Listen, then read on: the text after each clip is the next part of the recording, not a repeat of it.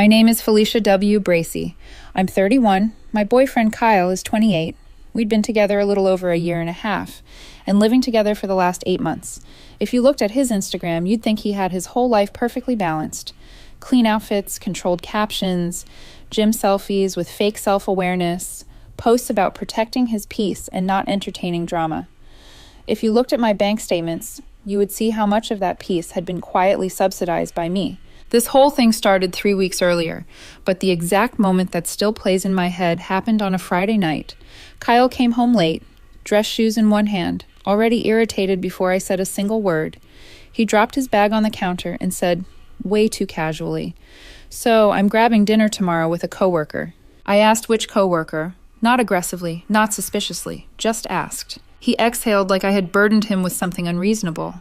"Ava from work, it's just a dinner. You don't need to do this." That tone, sharp, dismissive, impatient, the one he used when he had already decided I was wrong before the conversation even started. I said, "Do what? Ask a question?" He rolled his eyes. "Be jealous. God, it's exhausting. You're acting insecure." That word again, insecure, his favorite word whenever he wanted to shut down any feeling of mine that complicated his freedom. I told him it felt weird, that late dinners with female coworkers were not exactly my favorite thing. He actually laughed. Not a nervous laugh, not a surprised laugh, a real one. The kind that tells you your discomfort is entertaining to the person causing it. Then he said the line that would not leave my head. "It's just a dinner. Stop being jealous." I looked at him for a second, waiting for some sign that he cared how that landed. Nothing. No softness, no pause, just annoyance, like I was one more task he did not feel like managing that night. So I said, "All right, go." His whole face relaxed instantly. He smiled, kissed my cheek like he had won something, and went right back to his phone. Conversation over, just like that. Just what he did not know was that all right was not approval. It was clarity, because for the first time, instead of sitting there wondering whether I was overthinking everything, I realized I was done pretending I did not understand what was happening. And deep down, I already knew exactly where they were going. The next day, I could not focus on anything. Work emails blurred together. My phone stayed face down on my desk like it might bite me if I looked at it too often. I kept replaying the conversation. The way Kyle said jealous like it was something shameful, something embarrassing, something I should apologize for feeling. Around noon, he texted me. "Dinner's at 7. Probably be late. Don't wait up." No heart emoji. No love you. No softness at all. Just information. Like I was a roommate being notified, not the woman he came home to every night. I typed "have fun" and deleted it. Then I typed "okay" and deleted that too. Eventually I sent nothing. That felt unfamiliar, but also good. There is context I should probably mention here. Kyle works in marketing for a mid-sized lifestyle brand, the kind of place where boundaries get blurred, and people act like emotional messes are just part of being creative. Team dinners, networking drinks, late messages framed as collaboration. Ava had come up before, always lightly, always with that same little grin on his face, like I was supposed to find it charming that she sent him memes close to midnight. I had met her once. Office party. She shook my hand, smiled too brightly, then turned back to Kyle before I had even finished introducing myself. He did not seem to notice, or maybe he noticed and liked it. At 6:30, Kyle walked out of the bedroom dressed like he was heading to a first date. Not casual, not quick meal after work, full effort, shirt pressed, hair done twice, judging by the bathroom counter. The cologne he only wore when he wanted to be noticed. I said, "You look nice." He checked himself in the mirror and said, "I know." "No, thank you." He grabbed his keys, then paused at the door. "Don't be weird tonight, okay?" I looked at him. "I'm not going anywhere." He smirked. Good. The door closed behind him, and the apartment felt quieter than it ever had. That was when I did something I am not proud of, but I am also not sorry for. I checked his location. He had shared it months earlier, supposedly for safety. I had not looked at it in weeks. But there it was.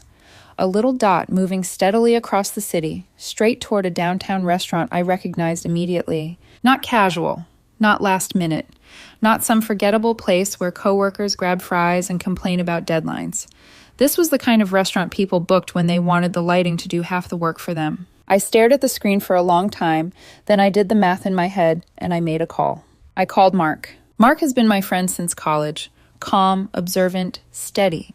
The kind of man who notices everything before you do, but waits until you are ready to hear it. He answered on the second ring. "Hey," he said, "you okay?" "Can you meet me for dinner?" I asked. A pause. "Right now?" "Yeah." Another pause, longer this time. "Where?" I named the restaurant. He did not ask why. He just said, "Give me 20. I showered, changed, and put on a jacket that looked effortless enough to pass for coincidence. The whole time, my hands stayed steady. That scared me more than anger would have. I did not feel frantic. I felt detached, like the decision had already been made somewhere deep inside me, and the rest of me was only catching up. We got there at 7:18. The host stand was busy. Soft lighting, low music, glasses clinking. Definitely not just grabbing food. I gave my name, and the hostess smiled and said, "Right this way." As we walked past the bar, I saw him. Kyle was sitting in the booth, turned inward, laughing. Not his polite laugh, the real one, the one I had not heard from him in a while.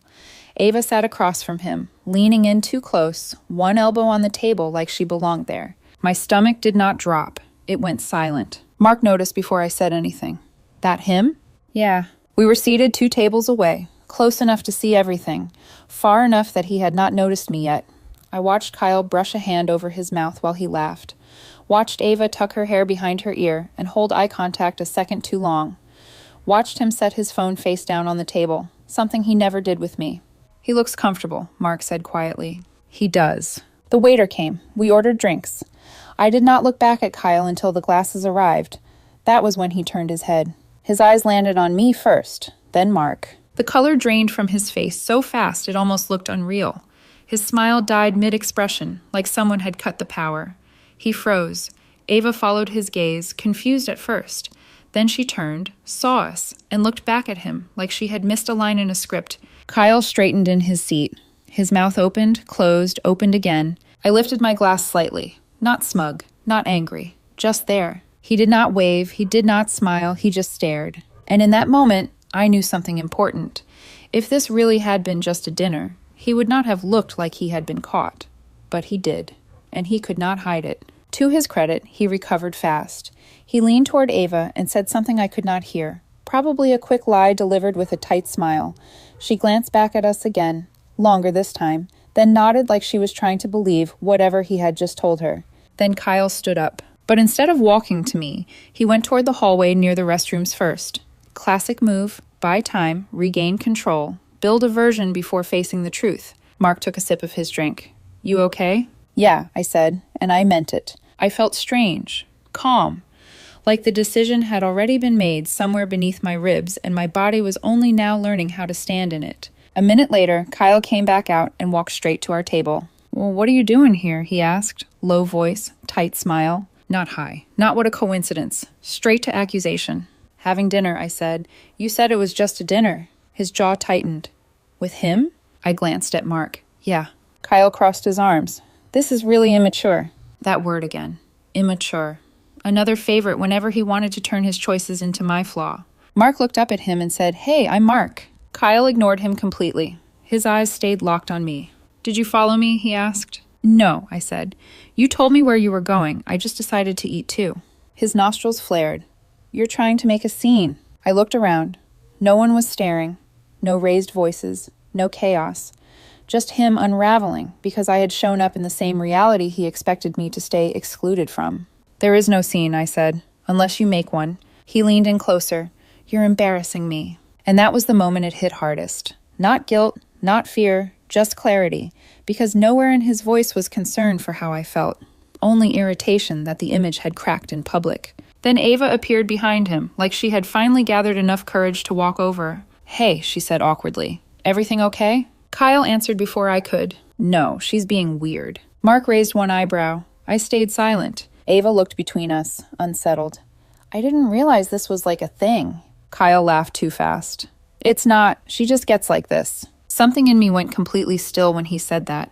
The ease of it. The way he reduced me in front of another woman to protect himself. I stood up. "Enjoy your dinner," I said to Ava. Then I looked at Kyle. "Text me when you're done." His eyes widened. "Excuse me." "I mean it," I said calmly. "Take your time." Then I walked back to my table. Behind me, I heard him hiss my name under his breath, but I did not turn around. For the first time, I was not chasing the explanation. I was watching him scramble without one. Mark and I sat back down and let the silence settle between us. Not awkward silence. Observant silence, the kind that gives the truth room to breathe. Across the room, Kyle did not return to his table right away. Ava was sitting there alone, posture stiff now, looking down at her drink, like she had suddenly realized she had stepped into a story she did not fully understand. When Kyle finally went back, I could see him talking quickly, one hand moving as he explained something. Ava listened, but her expression had changed. She was no longer relaxed, no longer leaning toward him. Whatever version he was feeding her now, it was not landing as smoothly as the one he had clearly been telling before I arrived. He's spiraling, Mark said quietly. I know. 5 minutes passed, then 10. I ate slowly, barely tasting any of it, but I stayed grounded. The old version of me would have gone numb and started doubting herself. Started rewriting the whole thing in real time. Maybe I was too suspicious. Maybe I had overreacted. Maybe it really was innocent and I had just humiliated myself for nothing. But that woman was getting harder and harder to find, because innocent men do not look terrified when their girlfriends walk into the same restaurant. Eventually, Kyle stood up again. This time, he came straight back to our table with his phone in his hand like it was some kind of shield. We need to talk, he said. I did not look up right away. I took one more bite, set my fork down, then met his eyes. We are talking. And not here. I glanced around. Why not? You said it was just dinner. His mouth tightened. Felicia, stop. Stop what? This. Whatever this is. You're doing this on purpose. I held his gaze. Am I? Because from where I'm sitting, I'm just existing in the same restaurant you told me not to worry about. His expression sharpened. He leaned in lower. Ava thinks Mark is your boyfriend. That almost made me laugh. Mark actually did laugh, a short, dry sound he did not bother hiding. Kyle shot him an irritated look, but Mark only shrugged. It is kind of funny, he said. You erased her from the story so cleanly you forgot reality might show up. Kyle ignored him and turned back to me. Why couldn't you just trust me? There it was. The pivot. Make my discomfort the issue. Make my reaction the crime. Turn his behavior into something I was supposed to feel guilty for challenging. I did trust you, I said calmly. That's why you're here instead of explaining yourself at home. For a second, he just stared at me. Really stared. Like he was trying to decide whether I was still the same woman he knew how to manage. So what? He said finally. You just wanted to catch me? I shook my head. I wanted to see you, and I did. His phone buzzed. He looked down instinctively, and I knew without asking that it was Ava wondering where he had gone. His jaw flexed. He looked toward her table, then back at me. I'm leaving, he said. Okay. That one word hit him harder than a whole argument would have. You're not coming? I picked up my glass. I'm still eating. He stood there for another second, waiting. For what, I do not know. Maybe for me to break. Maybe to demand he choose. Maybe to grab his arm and beg him to come home with me so at least the humiliation could stay private. But I had no interest in performing devotion just to make him feel desired again. Finally, he turned and walked back to Ava's table. He said something quick, and I watched her face shift from confused to annoyed to embarrassed in the span of a few seconds. She grabbed her bag. They left separately enough to look accidental, but not separately enough to mean anything. Mark watched them go, then looked at me. You realize this isn't over. Yeah, I said, but it started. Because that was the truth. The restaurant was not the end of anything.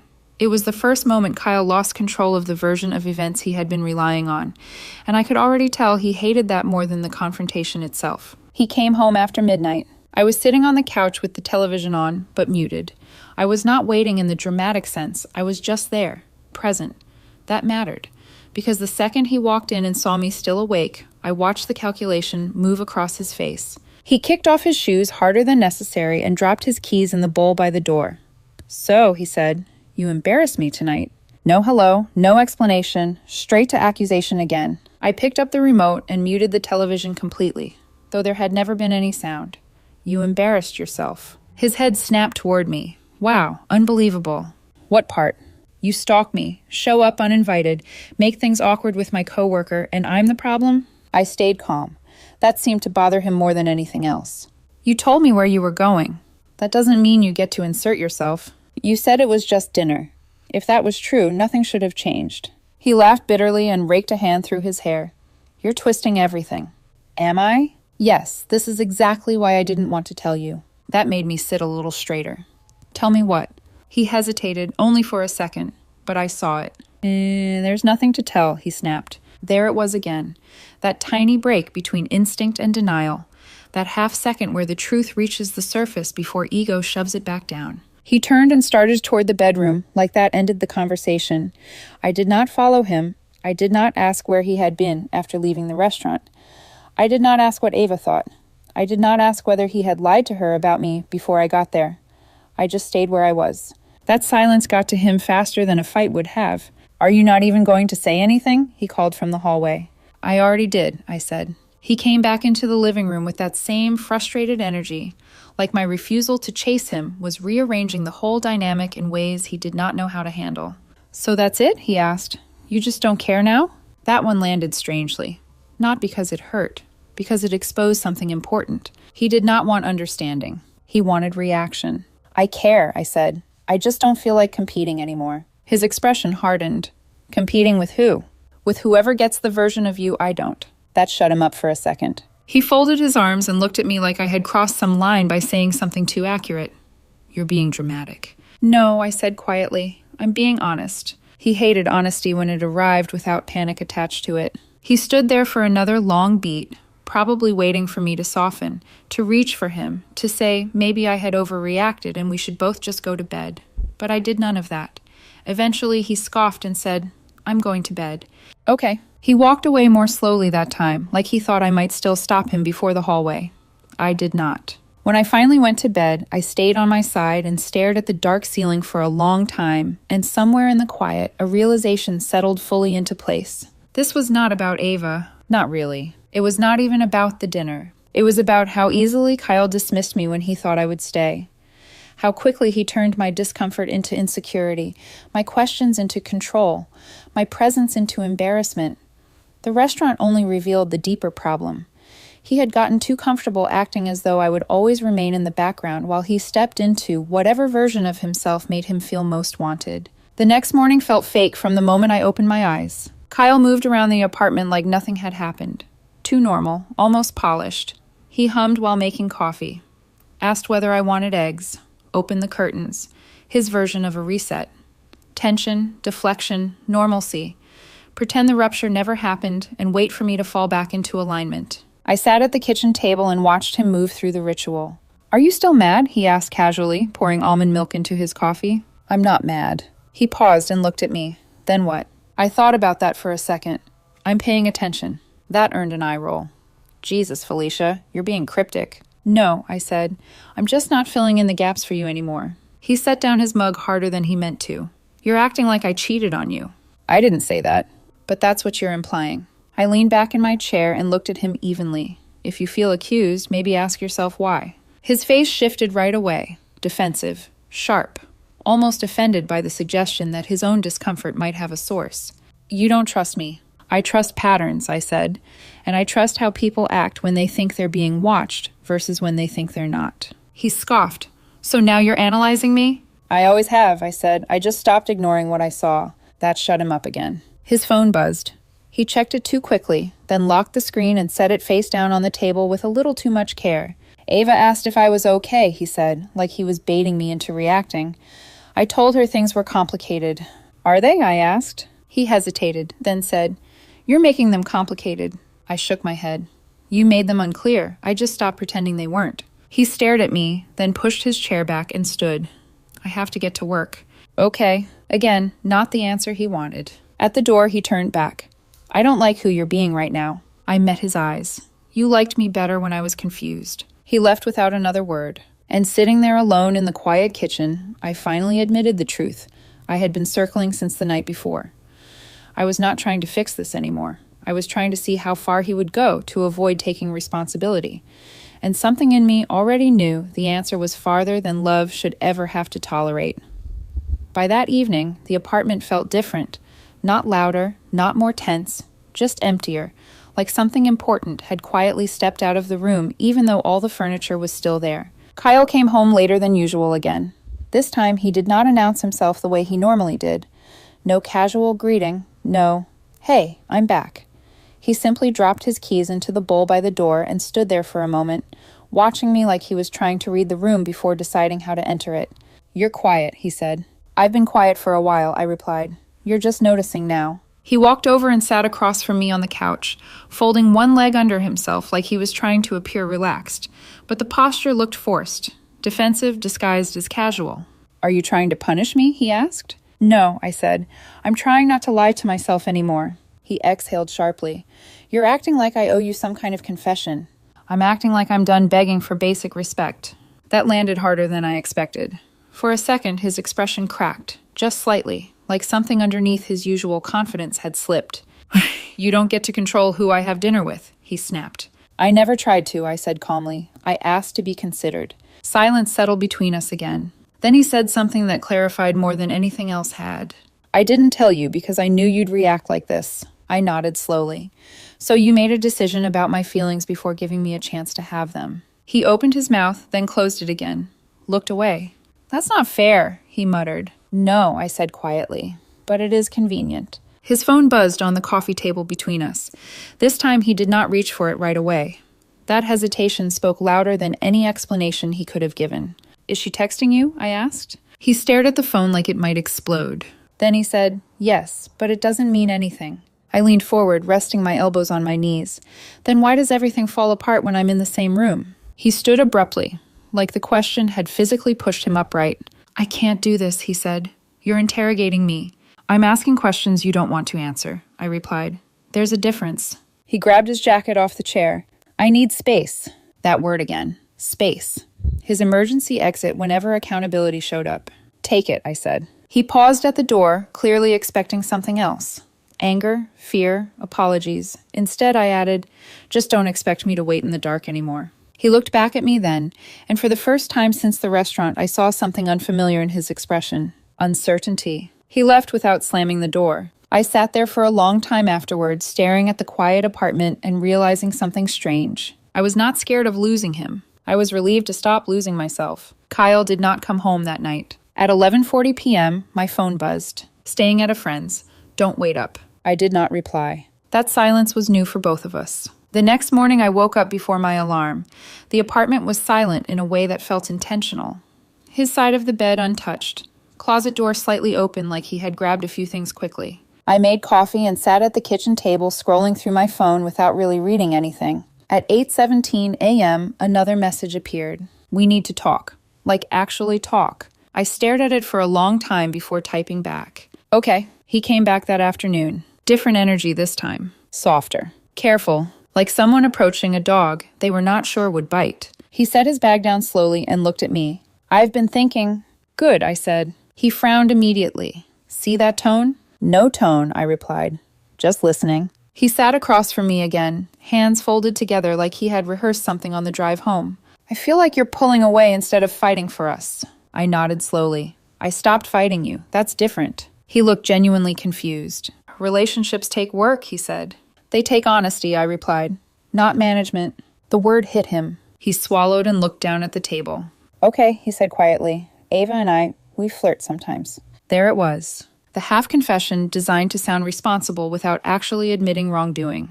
"It's harmless." "Harmless to who?" I asked. He rubbed his face with both hands. "I never planned for it to become a problem." "That's the thing," I said quietly.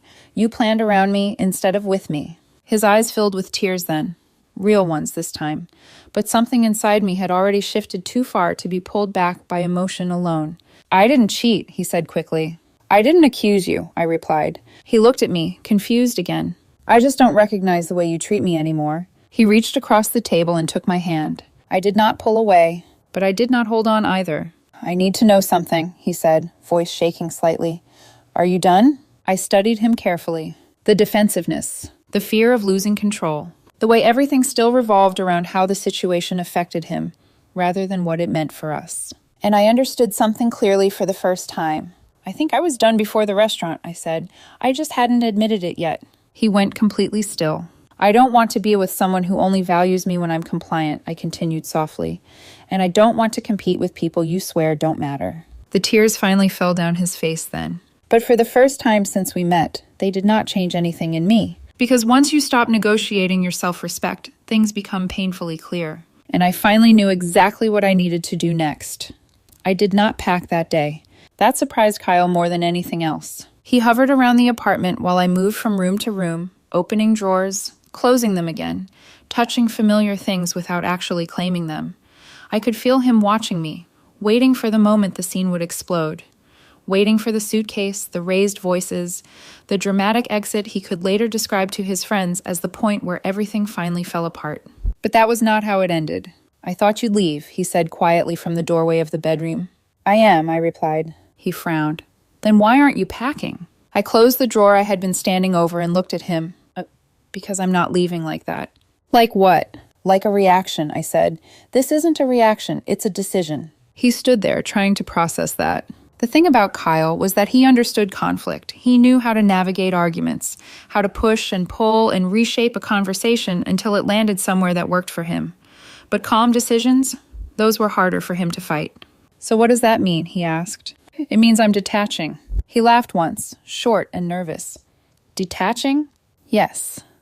That's not how relationships work. It is when one person has been managing the other instead of loving them. That sentence landed between us and stayed there. I told him I would stay with Mark for a while. Just temporarily, I said. Enough time for both of us to figure out logistics. The lease. Rent. Who would take what furniture? I kept my voice even, the same way someone talks through practical details after a long meeting. Kyle did not cry this time. He looked panicked. You're really not going to fight? He asked. I met his eyes. You don't fight for someone who keeps you as an option. And that was the moment it finally hit him. Not that he might lose me, but that he already had. I grabbed the simple things first. My keys, my wallet, my jacket hanging by the door. The objects that were clearly mine, the ones that required no discussion. At the door, he said my name again. Felicia. I turned back. His voice was softer than I had heard it in weeks. I never meant to hurt you. I nodded slowly. I know. That seemed to confuse him. You do? Yes, I said. You just meant to prioritize yourself. He did not respond. I walked out of the apartment without anger and without tears. That was the strangest part of all. I had imagined breakups before in my life. They were always loud in my head, dramatic, emotional, full of questions and unfinished sentences. This one was quiet, because the truth had already done the hard work for me. As I drove across town toward Mark's place, I kept replaying the restaurant in my mind. Not the flirting, not the laughter, but Kyle's face the moment he saw me sitting there. That look had said everything. The dinner was never the real betrayal. His reaction was. Because if nothing had been wrong, he would have smiled. He would have waved. He would have introduced us like two normal parts of his life. Instead, he froze like someone who had been caught in a version of the story he never intended to share. And once you see that moment clearly, you cannot unsee it. Mark opened the door before I even knocked. He took one look at my face and stepped aside. Come in. I walked in, dropped my bag by the couch, and finally exhaled. You okay? He asked. Yeah, I said. And surprisingly, that was true. Not happy, not relieved, but clear. We sat in silence for a while before he spoke again. You know this probably isn't the last conversation you'll have with him, right? I know. And it doesn't change anything. Mark nodded like he had expected that answer. Back at the apartment, Kyle texted me once that night. Just one message. Are you coming back? I looked at the screen for a long time before answering. No. A few minutes later, another message appeared. So that's it? I thought about everything that had happened over the past few weeks. The dismissal, the laughter, the restaurant.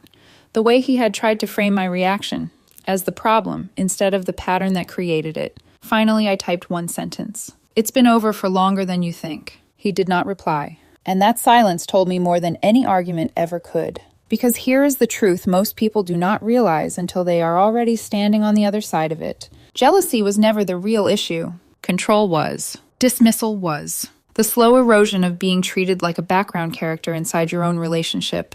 The restaurant did not end our relationship. It revealed it. And the moment I stopped arguing for my place in Kyle's life was the moment I finally took it back. If you are reading this and wondering whether you are overreacting in your own relationship, ask yourself one simple question. Would they still choose you if you stopped explaining why you deserve to be chosen? The answer to that question tells you everything.